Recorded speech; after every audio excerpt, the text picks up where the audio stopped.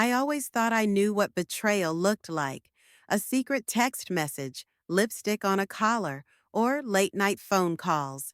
But sometimes it comes dressed in Armani, holding a diamond ring, and kneeling in front of the wrong woman at your own family gathering. My name is Alana, and this is how I watched my fiancé propose to another woman. The Graham family's annual summer barbecue was in full swing, the kind of event where old money tries to pretend they're just regular folks. I stood on the perfectly manicured lawn, champagne in hand, watching Cameron's father Davis work the grill like he wasn't worth millions. "He's gonna do it today," Andrea whispered, squeezing my arm. "I saw the ring box in his jacket when he arrived." I smiled, smoothing down my cream silk dress. After 3 years together, countless family events, and one too many hints from both our mothers, I knew this was it.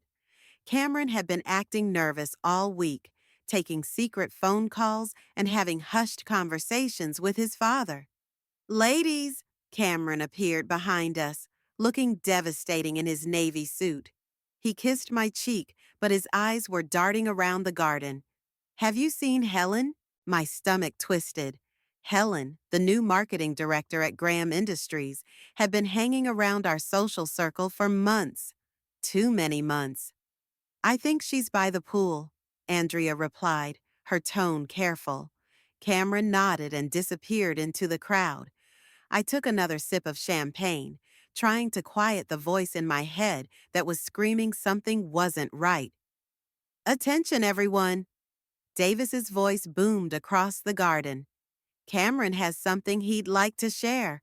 The crowd parted like the Red Sea, and there was Cameron standing in the center of the garden. My heart started racing. This was it. I stepped forward, ready for my moment. But Cameron wasn't looking at me. "Helen," he said, his voice carrying across the suddenly silent gathering, "these past 6 months have been incredible." 6 months. The champagne glass nearly slipped from my hand as Helen stepped forward, her red dress a splash of blood against the green lawn. My mind was spinning. 6 months.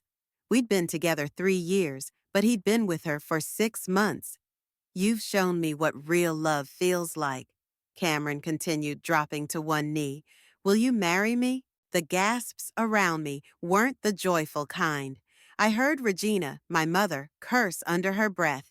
Someone touched my arm, probably Andrea, but I shrugged it off. Helen's "yes" echoed across the garden like a gunshot. "Alana," my brother Russell appeared at my side, his voice low and dangerous. "Let's get out of here." But I couldn't move.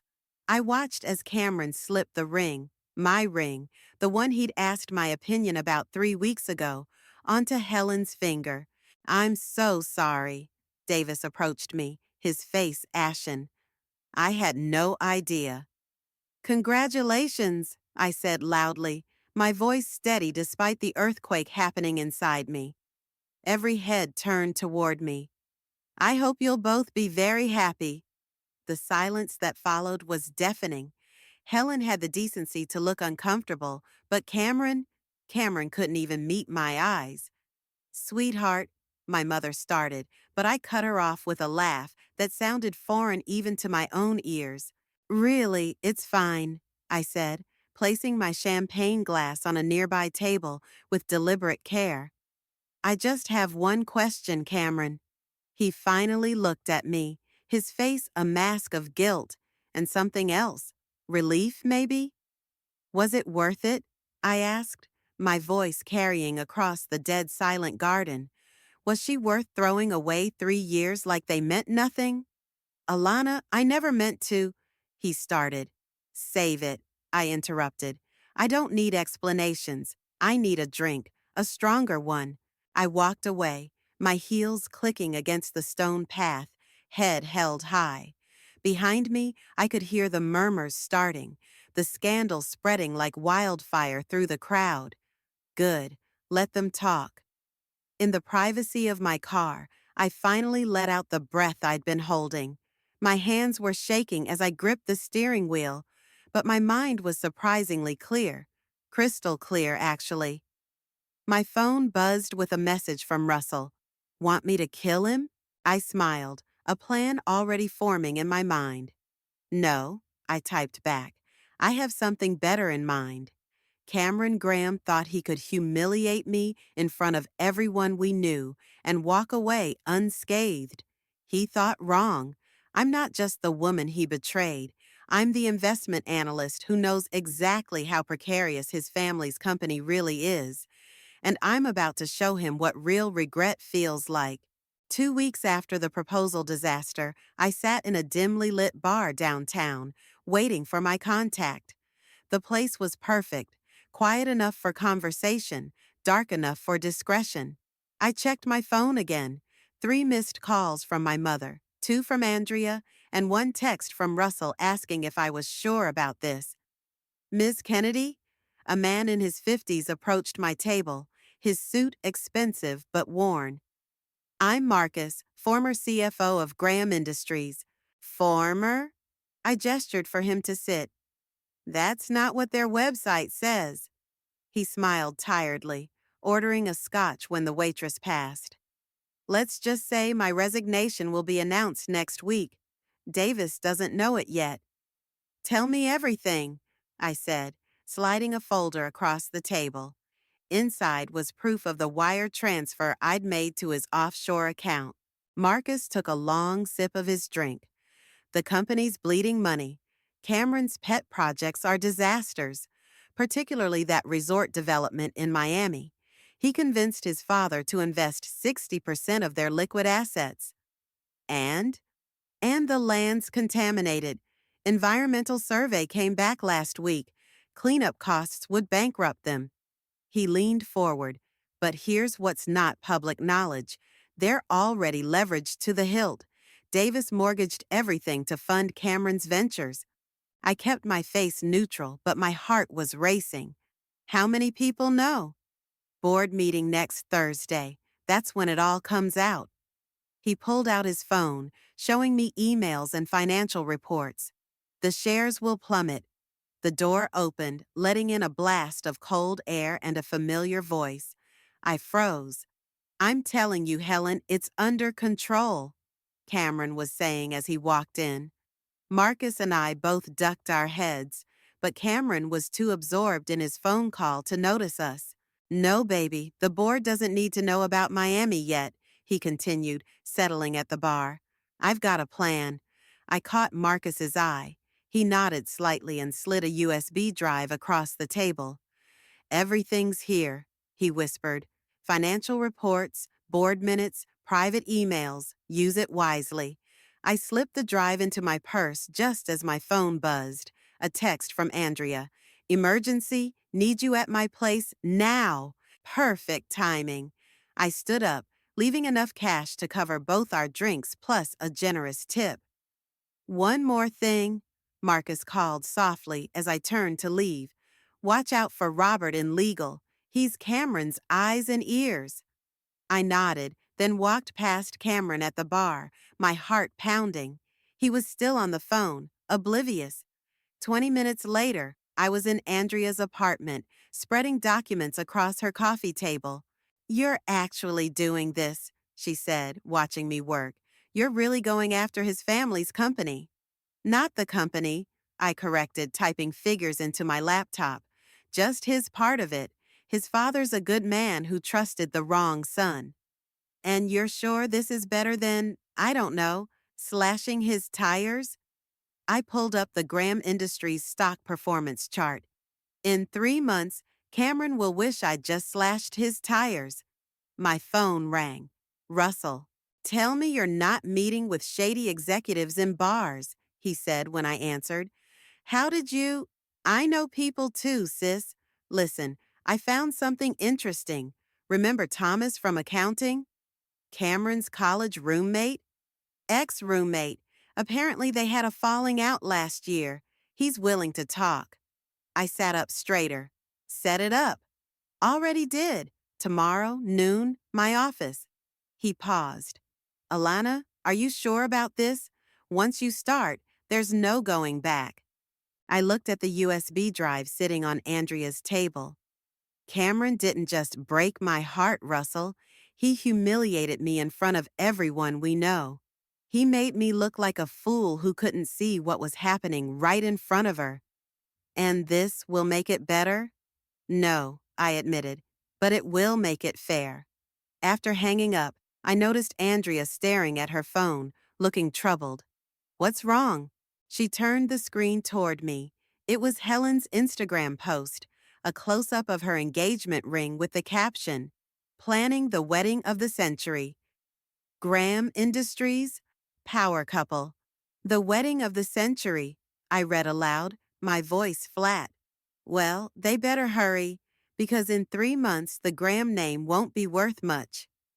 Alana, Andrea said softly, just promise me you know what you're doing. I thought about the USB drive, about Thomas from accounting, about Cameron's voice in the bar plotting to hide his failures. Oh, I know exactly what I'm doing, I said, opening my laptop again. I'm going to teach Cameron that some mistakes cost more than others. And as I began typing, I felt a calm certainty settle over me. This wasn't just revenge, this was justice. And justice, unlike love, doesn't play favorites. Have you completely lost your mind? My mother's voice echoed through her pristine kitchen. Buying shares in that company is like throwing money into a fire pit. I calmly stirred sugar into my coffee, watching the crystals dissolve. Mom, I know what I'm doing. Do you? She slammed a cabinet door. Because it looks like you're letting that man destroy not just your heart, but your financial future too. Russell, leaning against the counter, cleared his throat. Actually, Mom, Alana's plan is pretty solid. You're encouraging this? She whirled on him. I'm not encouraging anything, he said, raising his hands. I'm just saying from a business perspective. The doorbell cut him off. Mom froze, coffee pot mid-pour. That'll be Helen. What? I nearly choked on my coffee. Why is she here? Because I invited her. Mom set down the pot. And you're going to be civil. Before I could protest, Helen swept into the kitchen like she owned it. Her designer dress probably cost more than most people's monthly salary. Paid for with Graham money, no doubt. Regina, she air-kissed my mother's cheeks. Thank you so much for having me over to discuss the wedding plans. My coffee cup hit the saucer with a sharp clink. Wedding plans? Helen's smile didn't waver. Of course, your mother has such excellent taste. And since you and Cameron were so close, I thought who better to help than his almost mother-in-law. Russell muttered something under his breath that sounded suspiciously like, unbelievable. Helen, I said sweetly, how's the Miami resort project coming along? Her smile flickered. I'm not really involved in the business side of things. No, I took another sip of coffee. That's not what I heard. In fact, I heard you were quite instrumental in convincing Cameron to push forward with it. Alana, my mother warned. Helen's perfectly manicured fingers tightened around her purse. The project is fine. Cameron has everything under control. Really? Because I heard the environmental survey. Enough! Mom slapped her hand on the counter. Helen, dear, let's look at those venue options in the living room. As they left, Russell let out a low whistle. Subtle, sis. Real subtle. Did you see her face when I mentioned Miami? I grinned. She knows. Speaking of knowing things, he pulled out his phone. Thomas sent over some interesting documents this morning. Looks like Cameron's been cooking the books for longer than we thought. I was about to respond when Helen's voice carried from the living room. I'm thinking of asking Alana to be a bridesmaid, actually. Show there are no hard feelings. The coffee cup in my hand trembled. Russell quickly took it from me before I could break it. Deep breaths, he murmured. Remember the end game. My phone buzzed. A text from Andrea. Just got word. Board meeting moved up to Monday. They know something's wrong. Perfect timing, I whispered, showing Russell the message. He frowned. You sure you can get enough shares by then? Already done. I pulled up my investment portfolio. Through shell companies and private buyers, I now own 23% of Graham Industries. Russell's eyes widened. How did you? Alana, Mom called from the living room. Come look at these flower arrangements. If you'll excuse me, I stood up, straightening my blazer. I need to go pretend I care about my ex-fiancé's wedding flowers while his company crumbles. Just remember. Russell caught my arm. Dad always said revenge is a good servant, but a bad master. Dad also said to never let anyone make you feel small. I pulled away. And I'm done feeling small. In the living room, Helen was spreading photos across the coffee table. What do you think about roses? Cameron loves roses. Funny, I sat down across from her. When we were together, he was allergic to them. Helen's smile tightened. People change. They certainly do. I picked up a venue brochure. The Grand Hotel? Ambitious choice. Expensive, too. Money's not an issue, she said quickly. No? I met her eyes. You might want to check with Cameron about that. Mom shot me a warning look, but I wasn't done. You know what they say about big, expensive weddings? I stood up. They're often compensating for something, like a relationship built on lies, for example. Alana, Mom gasped. Helen rose to her feet, her composure finally cracking. You know what your problem is? You can't accept that Cameron chose me, that he loves me more than he ever loved you. I laughed, the sound sharp and cold. Oh, Helen, my problem isn't that Cameron chose you. My problem is that he didn't have the decency to unchoose me first. I headed for the door, then paused. By the way, I'd hold off on booking that venue. You might find your budget a bit tighter than expected very soon. As I walked out, I heard my mother apologizing profusely to Helen. Let her. By Monday, apologies would be the least of Helen's concerns. Monday morning arrived with chaos at Graham Industries. I watched from a cafe across the street as reporters gathered outside the company's glass headquarters. My phone hadn't stopped buzzing since dawn. Turn on Channel 7, Andrea texted. It's happening. I pulled up the news on my phone. The headline scrolled across the bottom. Graham Industries stocks plummet amid environmental scandal. Sources reveal the company's Miami resort project faces devastating setbacks, the reporter announced. Environmental surveys indicate severe contamination. My coffee arrived just as Cameron burst out of the building, looking disheveled. He was shouting into his phone, his tie askew.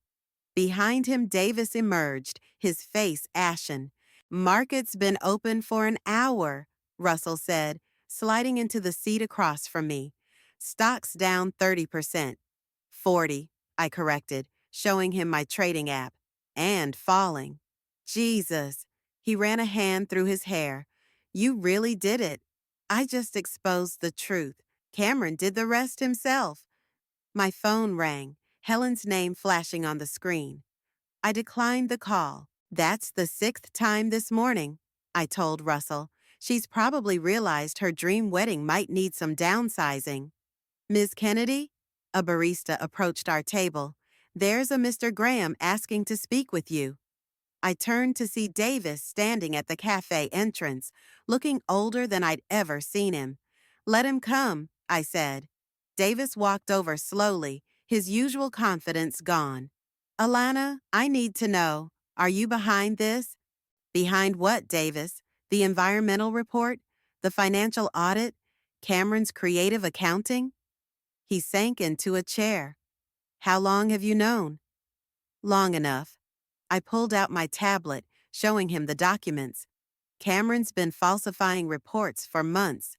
The Miami project was just the tip of the iceberg. Why didn't you come to me directly? Would you have believed me over your son? His silence was answer enough. Dad? Cameron's voice cut through the cafe.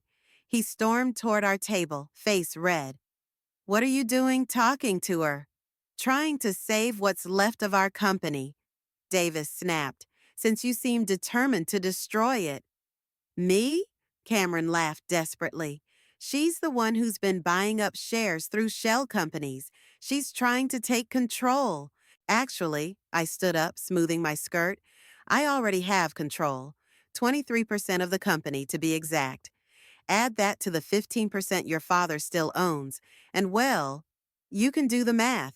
Or maybe not, given your creative accounting. Cameron's face went pale. You can't. Can't what? Expose your fraud? Protect the company from your incompetence? Watch your empire crumble like you watched me crumble at that barbecue? This is about the proposal? He scoffed. Grow up, Alana. No, Cameron. This is about consequences. Actions have them. Even yours. His phone buzzed. He glanced at it, and his face went even whiter. Helen called off the engagement, didn't she? I guessed. Amazing how quickly love fades when the money does. You vindictive bit. Enough, Davis thundered, making several cafe patrons jump.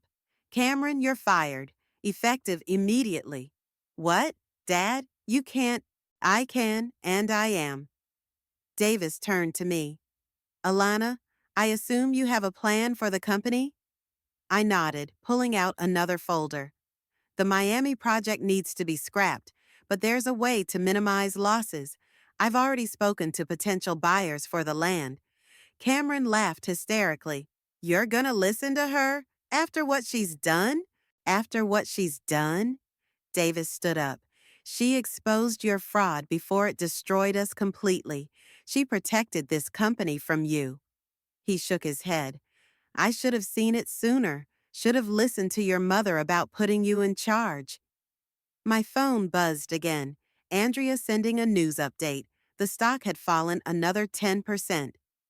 If you'll excuse me, I gathered my things. I have a board meeting to attend. Davis, I'll see you there? He nodded gravely. As I walked past Cameron, he grabbed my arm. You won't get away with this. I pulled free. I already have. And Cameron, consider us even. Outside, Russell fell into step beside me. You okay? Better than okay. I looked up at the Graham Industries building. You know what the funny thing is? I actually love that company. Spent 3 years learning everything about it, planning its future. Cameron just saw it as his piggy bank. And now, I smiled as we entered the building. Now I'm going to run it properly, turn it into something his father can be proud of again. The elevator doors opened to the executive floor, where board members were already gathering. They turned to stare as I walked in, their whispers following me down the hall. Ready? Russell asked as we reached the boardroom. I thought about Cameron's face in the cafe, about Helen's canceled wedding, about 3 years of memories tainted by betrayal. Ready, I said, and pushed open the door to my future. You've made quite a mess of things, haven't you? Andrea said, pouring us both another glass of wine. We were sitting on her balcony, watching the city lights flicker in the distance. 2 weeks had passed since the board meeting that changed everything. The company's stabilizing, I defended. Stock's up 12% since we announced the restructuring. I'm not talking about the company. She slid her phone across the table. I'm talking about this. It was an article from a local society blog. Jilted ex-fiancée's corporate takeover, romance gone wrong at Graham Industries. Below was a photo of me leaving the board meeting, looking every bit the cold-hearted businesswoman they painted me as. They're calling you the Ice Queen of Wall Street, Andrea said. Better than foolish ex-fiancé. I shrugged, but my hand shook slightly as I reached for my wine. My phone buzzed. A text from Davis. Need to discuss Helen's severance package. She's threatening to talk to the press. Seriously? I showed Andrea the message. She's asking for severance? She was just the marketing director's girlfriend who got promoted because she was sleeping with the boss's son. Speaking of Helen, Andrea hesitated. She came to see me today at the office. I nearly choked on my wine. What? She wanted to talk to you, but was afraid you wouldn't agree to meet. She's not doing well, Alana. Good. Is it? Andrea leaned forward. Is any of this making you feel better? Before I could answer, my phone rang. Russell. Turn on the news, he said, without preamble. Now. I grabbed the remote and flipped to the local news channel. Helen was standing at a podium, tears streaming down her face. I was manipulated, she was saying, used as a pawn in Cameron's games. But what Alana's doing now, this vindictive takeover, it's destroying lives. People are losing their jobs. That lying little, I started, but Andrea shushed me. And yes, I made mistakes, Helen continued. I fell for a man who was engaged. I hurt someone who didn't deserve it, but this revenge has gone too far. I turned off the TV, my hands shaking with rage. She's playing victim? After what they did? Alana, Russell's voice was tight. There's more. Mom just called. Helen's at their house right now, talking to Mom and Dad about how worried she is about you. About me? She's telling them you're having some kind of breakdown, that this whole takeover is a cry for help. I stood up so quickly my wine glass toppled. She's turning my parents against me? Not working, Russell assured me, but she's trying, hard. After hanging up, I paced Andrea's balcony. She wants to play? Fine, let's play. Alana, wait, Andrea started, but I was already dialing. Marcus, remember those emails you gave me? The ones showing Helen knew about the fraud. Release them, all of them. Are you sure? He asked. This could get ugly. It's already ugly. Send them to every financial reporter in the city. I hung up and turned to find Andrea staring at me. What? You're enjoying this, she said quietly. You're actually enjoying watching them suffer. They deserve it. Maybe? But what about you? The Alana I know wouldn't. A knock at the door interrupted her. Through the glass doors, I saw her doorman leading Helen onto the balcony.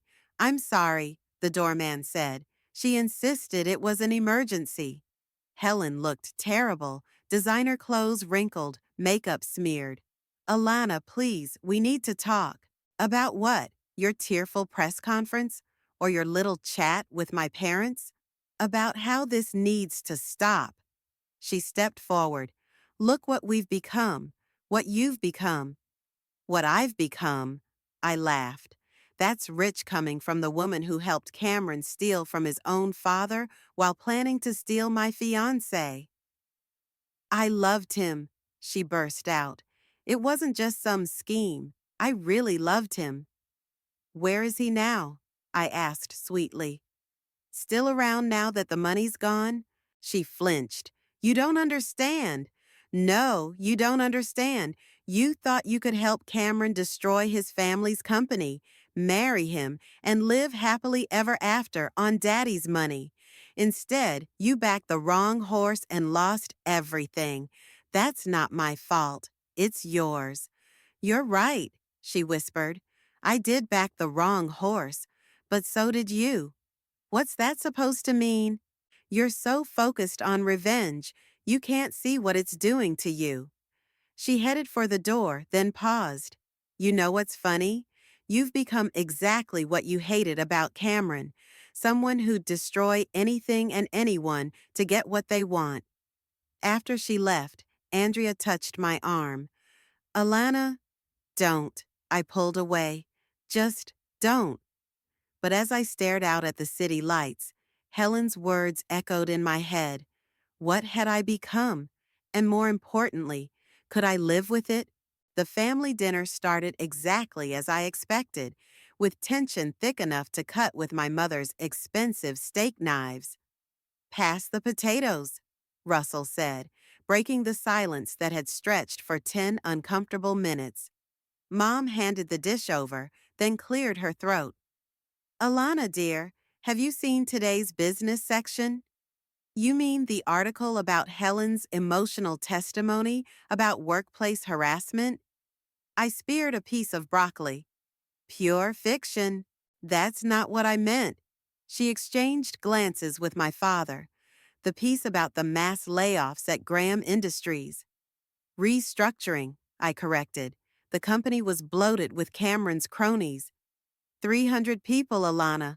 Dad finally spoke, his voice heavy.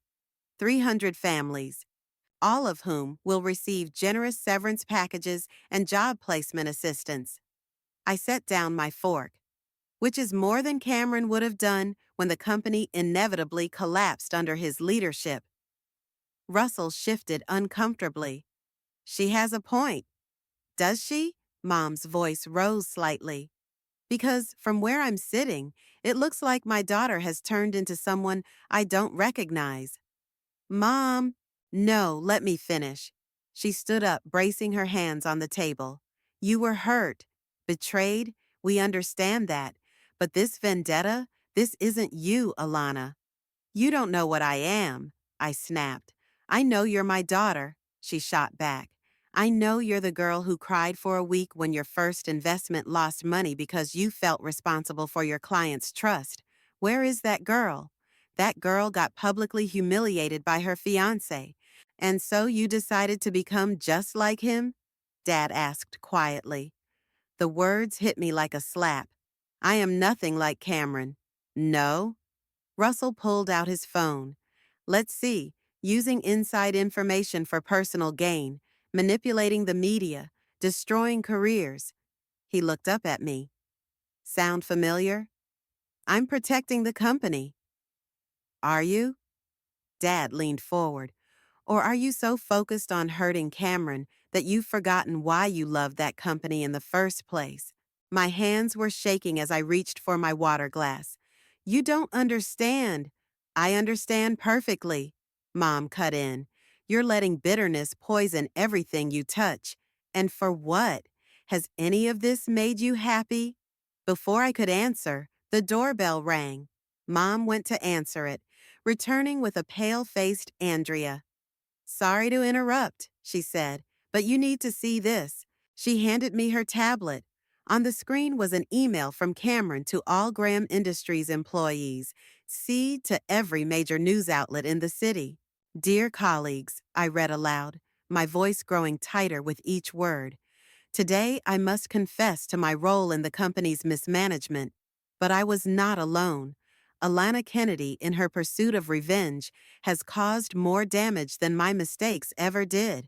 She claims to be saving the company, but her actions reveal a personal vendetta that has nothing to do with business.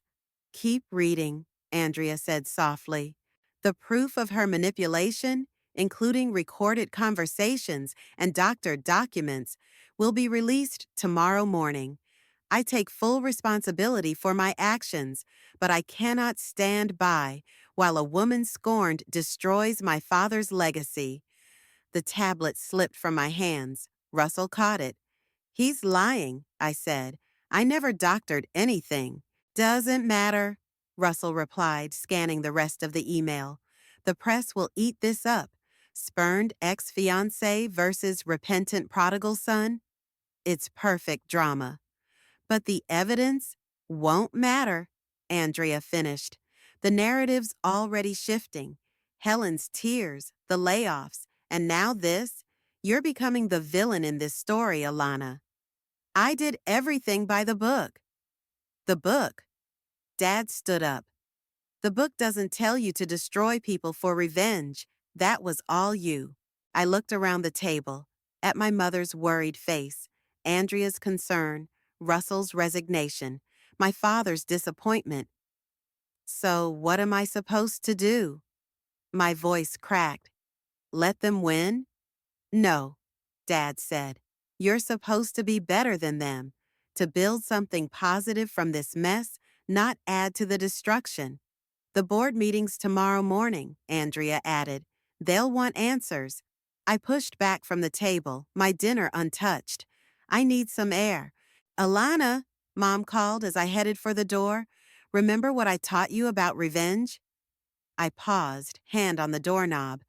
That it's like drinking poison and expecting the other person to die. And I closed my eyes, feeling tears threaten. That forgiveness isn't about freeing them, it's about freeing yourself. As I stepped into the cool night air, I realized I had a choice to make. I could continue down this path of destruction, becoming everything I despised about Cameron, or I could find another way. The question was, did I have the strength to choose differently? The boardroom was packed, every seat filled, reporters crowding outside the glass walls, all eyes on me as I stood at the head of the table. Cameron sat halfway down, looking smug. Davis was at the other end, his expression unreadable. Before we begin, I said, my voice steady despite my racing heart, I'd like to address the elephant in the room. You mean the vindictive takeover? Cameron interrupted. Or the personal vendetta that's destroying this company? Actually, I pulled out a USB drive. I mean this. I plugged it into the projector. The screen lit up with emails, financial records, and meeting minutes, all original, unaltered documents. These are the real records, I announced. Every transaction, every decision, every mistake, including yours, Cameron. His smirk faltered. But that's not why we're here. I took a deep breath. We're here because I owe everyone in this room an apology. A murmur ran through the board members. Yes, Cameron and Helen betrayed me personally. Yes, I wanted revenge. And yes, I used that desire for revenge to justify actions that, while legal, weren't always right. What game are you playing? Cameron demanded. No game. I met his eyes. Just truth. Finally. I clicked to the next slide, a comprehensive restructuring plan. This company doesn't need more revenge or power plays. It needs healing, real healing. I turned to Davis. Starting with this, I'm stepping down as majority shareholder. Gasps filled the room. Cameron started to smile, but I wasn't finished. I'm transferring my shares to a blind trust, I continued, to be managed by an independent board for the benefit of the company and its employees. Not for me, not for Cameron, not for anyone's personal agenda. You can't do that. Cameron stood up. You're just trying to save face before I release. Release what? I cut him off. The doctored recordings? The fake evidence? I nodded to Russell, who stood in the doorway. My brother's cybersecurity team has already traced those files. Want to explain to the board how you created them? Cameron's face went white. But that's not important anymore, I said, turning back to the board. What's important is the 300 families affected by the layoffs, which is why I'm also announcing a new initiative. I clicked to the next slide, the Graham Industries Renewal Project, using my personal funds, not company money, to provide additional support for laid-off workers, job training, small business loans, whatever they need to land on their feet. Davis leaned forward. Why? Because this company was built on more than profit margins. It was built on people, and somewhere along the way, we all forgot that. This is ridiculous, Cameron sputtered. She's manipulating you all again. No, son, Davis stood up. She's doing what you never could, putting the company before herself. I pulled out a stack of documents. These are the trust agreements, the project proposals, and my resignation letter. Everything's ready for board approval. And what do you get out of this? Cameron demanded. Peace, I said simply, and the knowledge that I didn't let your betrayal turn me into someone like you. The boardroom erupted in discussion. Through the glass walls, I could see reporters frantically typing on their phones. Helen stood among them, her expression a mixture of shock and something else. Respect, maybe? I move to accept Ms. Kennedy's proposals, Davis announced, his voice cutting through the chaos. Seconded, another board member called. The vote was quick and decisive. Cameron stormed out before it was finished, shoving past reporters in the hallway. As the meeting adjourned, Davis approached me. You could have destroyed him completely. Why didn't you? Because then I'd be destroying myself, too. I gathered my things. Besides, I think living with his own actions is punishment enough. Outside the boardroom, reporters swarmed, shouting questions. I held up a hand for silence. Yes, Cameron Graham betrayed me personally and professionally. Yes, I wanted revenge. But today isn't about revenge. It's about renewal, about choosing to be better than those who hurt us. And the company, someone called out, will be stronger without people like me or Cameron using it for personal vendettas. I smiled. Sometimes the best way to win is to stop playing the game entirely. As the reporters dispersed, I felt a hand on my shoulder. Andrea. You okay? She asked. I looked back at the boardroom, where Davis was already implementing the new plans. Through the window, I could see Cameron in the parking lot, alone, screaming into his phone. You know what? I said. For the first time since that barbecue, I actually am. Where to now? I thought about the stack of business proposals on my desk, the opportunities I'd been too focused on revenge to consider. Forward, I said. Just forward. And as we walked out of the building, I felt lighter than I had in months.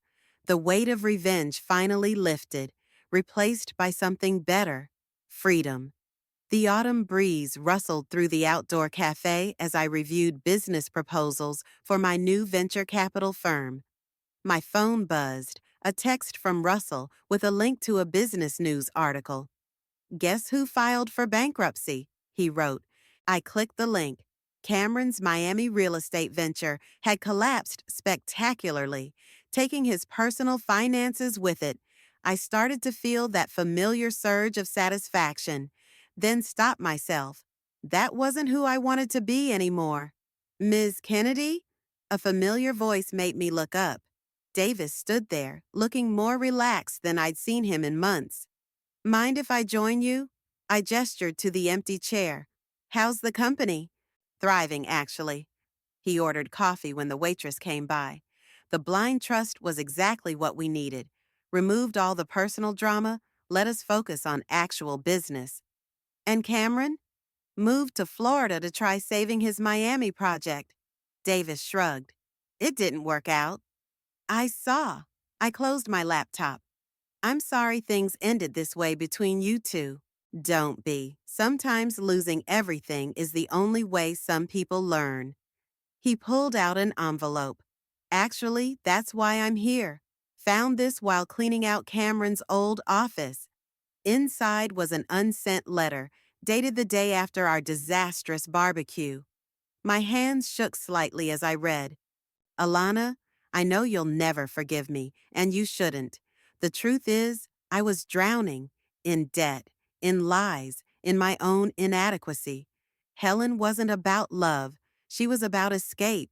She made me feel powerful when everything else made me feel weak. But destroying you to save myself? That's unforgivable. I'm a coward, writing a letter I'll never send. He never changed, Davis said quietly. Even after everything, he just found new people to blame. And Helen? Married some tech entrepreneur last week. Small ceremony, no press. He smiled wryly. Quite different from the wedding of the century she planned with Cameron. My phone buzzed again. Andrea this time. Turn on the news now. I pulled up the local news site on my laptop. The headline made my breath catch. Graham Industries launches revolutionary employee support program. The initiative, originally proposed by former executive Alana Kennedy, the reporter was saying, has already helped over 200 displaced workers start their own businesses. That's your real legacy, Davis said, watching the report. Not the revenge, not the takeover. This. The waitress returned with Davis's coffee and recognized me from the news. Oh my God, you're her. My sister got one of those small business loans from your program. She's opening her bakery next month. After she left, Davis leaned forward. We could use you back at the company. Properly this time, no drama. I shook my head. That chapter's closed, but I appreciate the offer. Worth a shot. He stood to leave, then paused. You know what the irony is? In trying to destroy you, Cameron and Helen actually set you free, made you stronger. Maybe, I said, or maybe I did that myself when I chose to let go. As Davis left, my mother called. Have you seen the news about Cameron? The bankruptcy? Yes. No, the other news, she paused. He's asking to meet with you. I thought about the unsent letter, about the weight of revenge I'd carried for so long, about the person I'd almost become, and the person I chose to be instead. Tell him no, I said firmly, not because I'm angry anymore, but because some chapters need to stay closed. I'm proud of you, she said softly. You know that, right? Looking at my laptop screen, where the news showed interviews with people helped by the renewal project, I felt something settle in my chest. Peace, maybe, or closure. Thanks, Mom. I'm proud of me too. After hanging up, I opened my email to find a message from a familiar name. Helen. The subject line read simply, "Thank you." I didn't understand until now, she wrote. Watching Cameron spiral, I finally saw what you saw. A man who destroys everything he touches. You could have destroyed us both, but instead you chose to build something positive. I didn't deserve your mercy, but I'm grateful for it. The person I was with, Cameron, that wasn't really me. I'm trying to find myself again, and oddly enough, you showed me how. I closed the email without responding. Some things don't need answers. Sometimes silence is its own kind of forgiveness. Opening my laptop again, I returned to reviewing proposals from aspiring entrepreneurs. Each one represented someone's dream, someone's future, and helping those dreams come true, that was better than any revenge could ever be. The autumn breeze picked up, carrying away the last traces of summer, and with it, the last traces of bitterness I'd been holding on to. Finally, completely, I was free.